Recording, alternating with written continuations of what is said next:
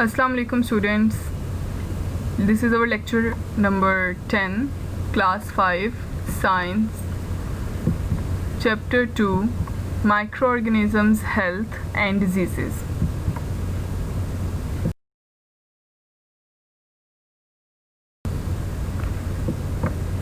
Today's diary, classwork, explanation of page number 15, 16 and 17 in homework. You have to learn the classwork and do concept check on books. जो concept check के questions होंगे वो आपने book पर ही करने हैं solve. How microorganisms enter the body. Microorganism body में कैसे enter होते हैं. डिज़ीज़ स्प्रेड बाय, तो सबसे पहले पैराग्राफ में उन्होंने हमें बताया कि डिज़ीज़ मोस्टली स्प्रेड कैसे होती हैं. तो ये बेसिकली हमारी दो ओपनिंग्स माउथ और नोज़ के थ्रू होती हैं. हमारे सांस लेने, जब हम सांस लेते हैं तो उसके ज़रिए बहुत सारे जो जर्म्स होते हैं वो हमारी बॉडी में एंटर हो जाते हैं. और इसी तरह हम जब छींकते हैं, थूक फेंकते हैं या फिर जहाँ फिर हम छींकते हैं या फिर खांसते हैं, तो ये अगर हमें कोई बीमारी है तो वो जर्म्स जो हैं वो स्प्रेड हो जाते हैं. इसके नतीजे में जो बीमारियाँ होती हैं उनमें एग्जांपल हमें दी गई है कोल्ड और मीज़ल्स की, यानी कि नज़ले और खसरे की. और ये डिजीज़ जो हैं ये हमेशा इन्फेक्टेड पर्सन से पास होती हैं टू द अदर वन जो खांसता है या फिर छींकता है. कुछ ऐसी डिजीज़ भी होती हैं जो डायरेक्ट कांटेक्ट की वजह से किसी भी बॉडी के अंदर एंटर होती हैं. इसकी एग्जांपल मैं दूंगी आपको चिकन पॉक्स से. चिकन पॉक्स बेसिकली एक ऐसी डिजीज़ है जिसमें जो है वाटरी वेल्ट्स अपीयर हो जाते हैं. दाने होते हैं पानी वाले जो हमारी बॉडी के ऊपर अपीयर होते हैं, और ये जब दाने फटते हैं और इसके अंदर से पानी निकलता है, तो अगर ये पानी किसी की बॉडी की कांटेक्ट करता है, किसी बॉडी को कांटेक्ट करता है और उसकी बॉडी पे ये लगता है, तो अगर वो पानी जो है वो डायरेक्ट किसी के साथ कांटेक्ट करता है तो, और अगर उसकी सरफेस पे कोई इंजरी है, कोई चोट है, तो वो डायरेक्टली उसकी बॉडी के अंदर एंटर हो जाएगा और इन्फेक्शन कॉज कर देगा. तो ये थी हमारी डायरेक्ट कांटेक्ट की एग्जांपल. देन एक number third is the role of insects. Insects का बहुत ही ज़्यादा रोल होता है in the spreading of disease, क्योंकि ये हर गंदी जगह पर बैठते हैं. फर्स्ट थिंग इसकी एग्जांपल मैं आपको दूंगी फ्रूट फ्लाई या फिर हाउस फ्लाई. जो नॉर्मली हमें घर में मिल जाती है वो हाउस फ्लाई होती है. तो ये मक्खी जो है ये कहीं पर भी बैठती है एंड देन वहाँ से जर्म कैरी करती है और फिर फूड पर बैठती है. तो वो बेसिकली उस जर्म्स का ट्रांसफ़र कर देती है और स्प्रेड कर देती है टूवर्ड्स द फूड. अब जब जर्म फूड पर गया है तो वहाँ पर तेज़ी से अपने आप को ब्रीड करता है और एप्लीकेट करता है, तेज़ी से अपनी तादाद को बढ़ाता है. और जब वो फूड अगर हम बगैर धोए खा लें तो वो जो जर्म्स है हमारी बॉडी के अंदर जाकर डिज़ीज़ कॉज करते हैं. इधर कुछ एग्जांपल्स दिए हैं आपको मलेरिया की, जो बेसिकली मॉस्किटो, फीमेल मॉस्किटो की बाइट से कॉज होता है in the body. And yellow fever है जिसे हम यरकान कहते हैं. प्लेग यानी कि ताउन जो चूहे की काटने की वजह से फैलती है और ये भी इन्फेक्शियस डिजीज़ है, ये स्प्रेड होती है. और टाइफस और टाइफाइड में दोनों डिफरेंस होता है इनमें. टाइफाइड एक अलग बीमारी है, वो बुखार है और उसमें डिफरेंट तरह के जो है वो एब्डोमिनल पेन और दूसरी तरह की होती है. और टाइफस जो है ये बेसिकली रैश इसमें आ जाती है. एब्डोमिनल पेन इसमें भी है, लेकिन high fever, cough, headache, joint and muscles pain, nausea, chills and low blood pressure. So typhus is basically different from the typhoid. And sleeping sickness जो है ये भी किसी भी इंसेक्ट की बाइट से ही कॉज होती है. एंड इसमें जो इन्होंने हमें एनिमल्स का किया है वो mosquito, fleas, Berg's and sand fly है. देन वॉर्म्स में भी बहुत सारे ऐसे वॉर्म्स हैं जो डिज़ीज़ कॉज करते हैं. And most of the time worms ही डिज़ीज़ कॉज करते हैं जो इंटरनल होते हैं, जिन्हें हम one of them are the पेट के कीड़े हम उनको भी कहते हैं. तो ये भी डिज़ीज़ कॉज करते हैं. देन बर्ग्स और सैंड फ्लाई हो जाते हैं. अच्छा, हुक वॉर्म्स की हम बात कर रहे थे. तो हुक वॉर्म्स जो हैं ये बेसिकली हुक वॉर्म लार्वा जो है अगर वो ह्यूमन स्किन के अंदर एंटर हो जाए तो ये हमारी ब्लड स्ट्रीम में एंटर हो जाता है. और एज़ वी नो हमारा ब्लड सर्कुलेटरी सिस्टम जो है वो क्लोज सर्कुलेटरी सिस्टम है और हमारे ब्लड जो है वो वेन्स, आर्टरीज़ के थ्रू पूरी बॉडी के अंदर जा रहा होता है. तो वंस ये एंटर हो गया हमारी बॉडी के अंदर तो यानी कि इसकी रसाई हमारे हर ऑर्गन में हो जाती है. तो ये बहुत सारी डिजीज़ जो है ये कॉज करता है. अब कुछ डिसीज़ जो हैं वो फूड और वाटर के थ्रू पास होती हैं, और इसके लिए सिंपल ये है, आपके नीचे जो 2 डायग्राम्स दिए हैं, फर्स्ट डायग्राम में उन्होंने हमें बताया है कि इन्फेक्टेड फूड क्या होता है। जब भी हम किसी खाने को खुला छोड़ देते हैं तो बैक्टीरिया और फंजाई उस पर अटैक करते हैं एंड देन ब्रीड करना स्टार्ट कर देते हैं। ब्रीड बेसिकली हम कहते हैं रिप्रोडक्शन करना, तो रिप्रोडक्शन करना वो स्टार्ट कर देते हैं। देन सेकेंड में उन्होंने कोलेरा एंड टाइफाइड का स्प्रेड बताया है। कोलेरा एंड टाइफाइड जो है इस दोनों एक तरह से पानी से ही फैलती हैं और खाने के थ्रू बॉडी के अंदर एंटर हो जाती हैं। सो गंदा पानी जो है वो भी सेहत के लिए ख़तरनाक होता है। फूड पॉइजनिंग बेसिकली कोई भी ऐसा फूड जो हमारी बॉडी को सूट ना करता हो, हम वो खा लें और उसके नतीजे में हमें कोई भी रैंडम इलनेस हो जाए, हमें एलर्जी हो जाए, हमें बहुत ज़्यादा खांसी आए या हमें सांस ना आए, डिफरेंट तरह की सिकनेसेस अपीयर हो सकती हैं after the food poisoning. Depend करता है उस इंसान की बॉडी के ऊपर कि वो उस चीज़ को कैसे, उस चीज़ के अगेंस्ट जो है उसकी बॉडी वर्क करती है। सो फूड पॉइजनिंग भी होती है लोगों को, और इससे कोई फ़र्क नहीं पड़ता कि फ़ूड जो थी वो खाना साफ़ था या नहीं था। अगर वो खाना उसके लिए उसकी बॉडी को वो नहीं डाइजेस्ट कर सकती तो उसको फूड पॉइजनिंग होगी। दिस डायग्राम इज़ बेसिकली फ्लीज़, ये फ्लीज़ है जिसे हम उर्दू में पिस्सू कहते हैं। This one is sand fly,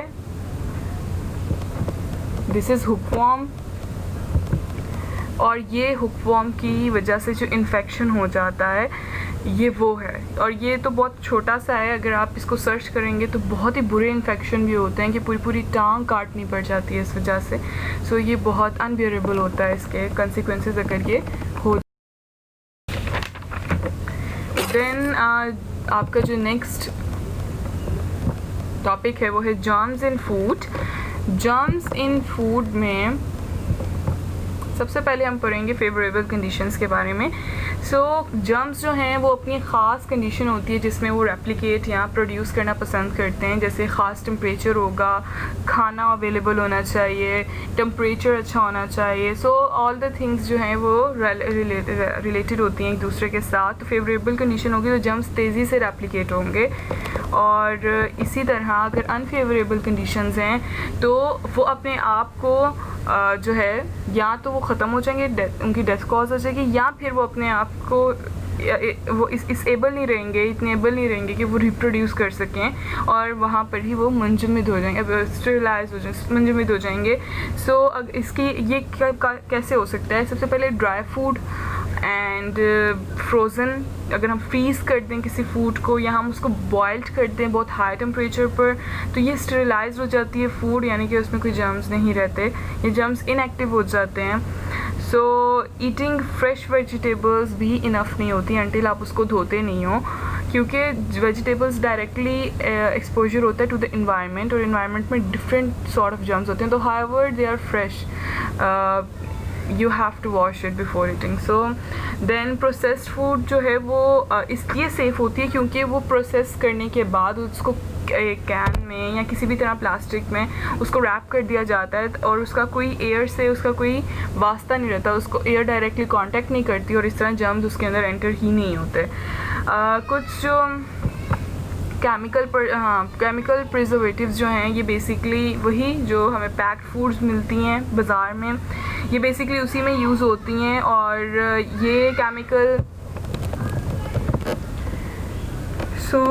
preservatives के बाद पास्चराइजेशन एक ऐसा प्रोसेस है जिसमें हम दूध को बहुत ही तेज़ हाई टेम्परेचर पर बॉयल करते हैं और फिर अचानक से उसको लो टेम्परेचर पर ठंडा करते हैं, जिसकी वजह से बहुत सारे जर्म्स जो हाई टेम्परेचर पे मरते हैं वो वहाँ पे मर जाते हैं, और देन जो लो टेम्परेचर पे मरते हैं वहाँ पे मरते हैं, और इस तरह फूड जो मिल्क है वो प्रिजर्व्ड कर लिया जाता है, और वो पैक करके उसकी पैकिंग हमें अवेलेबल होती है in the market. Concept check कीजिए, why should we wash fruits and vegetables before eating। हमें क्यों जी फ्रूट्स और वेजिटेबल्स को वॉश करना चाहिए ईटिंग खाने से पहले? सो नॉर्मल है कि जी जर्म्स जो हैं वो एंटर ना हो जाए हमारी बॉडी में, डेट्स वाई हमें फ्रूट और वेजिटेबल्स को वॉश करना चाहिए। Then which creature carry germs on their feet and like to land on food? So these are the basically fly, जो हाउस फ्लाई हमारी घरों में या किसी भी वजह से आ जाती है बॉडी के अंदर, तो वो है ये। Keep healthy. Number 1, to control the spread of disease we have to ventilation. हमारा घर ऐसा होना चाहिए कि उसमें हवा का गुज़र हो सके, तो कोशिश करनी चाहिए कि घरों के स्ट्रक्चर ऐसे बनाए जाएं कि हवा का क्रॉस अच्छा रहे। Then air clothes in bed, हमें कोशिश करनी चाहिए कि हमारे कपड़ों को जो है, कपड़े जब हम सुखाएं वो हवा में सुखाएं। एंड कुछ अगर हम सो सकते हैं, गर्मियों में हम सो सकते हैं बाहर के मौसम में, तो अगर हम सो सकें बाहर तो ज़रूर सोना चाहिए ताकि हमारी बॉडी को भी हवा लगे और जो डिज़ीज़ है वो ना हो। क्लीनलीनेस, सफाई सुथराई का ध्यान रखना चाहिए और अपने फूड की, अपने पानी की सफाई का ख्याल रखना चाहिए, अपनी सफाई का ख्याल रखना चाहिए। हमें बॉयल करना चाहिए दूध को, पानी को पीने से पहले। यूजेस ऑफ डिसइंफेक्टेंट्स, घर को साफ़ रखने के लिए डिसइंफेक्टेंट्स को यूज़ करना चाहिए ताकि कोई भी जर्म जो है वो अटैक ना कर सके। छींक जो है जब भी आए तो अपने हैंकरचीफ से टिश्यूज़ या अपने हाथ को ही अपने आगे रख लें, अपने एल्बो को, ताकि जर्म्स फैले ना। और वैक्सीनेशन करवा लेनी चाहिए। अगर आपको कोई भी डिज़ीज़ है तो आप वैक्सीनेशन करवाएं। और कुछ ऐसी डिज़ीज़ होती हैं जिनकी वैक्सीनेशन हमें पहले ही कर दी जाती है जब हम छोटे होते हैं, ताकि वो डिज़ीज़ ना हो हमें। सो वैक्सीनेशन हमेशा करवानी चाहिए कोई भी डिज़ीज़ अगर फैल जाए तो। If you are sick do not share your personal things. Personal जो बिलोंगिंग्स होती हैं हमारी, कोशिश करनी चाहिए उसको ना शेयर किया जाए। अगर वो आपके बहन भाई हैं, कोई भी हैं, आप बीमार हो या ना हो, लेकिन अगर वो आपके पर्सनल हैं तो आप उसको प्लीज़ उसको शेयर ना करो। बिकॉज हाउएवर हर बंदे के वो कितना भी साफ़ सुथरा है, जर्म्स उसकी बॉडी पर होते हैं। कॉन्सेप्ट चेक है जी। What are the methods use to preserve food. ये अभी हमने बहुत सारे पढ़े। मिल्क को करने के लिए बॉयल पास्चराइजेशन यूज़ हो रहा है, और उसके अलावा केमिकल प्रिजर्वेटिव्स यूज़ हो रहे हैं। देन जो है हम और भी बहुत सारे मेथड्स को यूज़ करते हैं, और ये आप सर्च भी कर सकते हैं थ्रू द नेट, और यहाँ से भी लिख सकते हैं। 2 मैंने बता दिए, एक जो है वो आप नेट से सर्च करके अपनी बुक पे लिख लीजिएगा।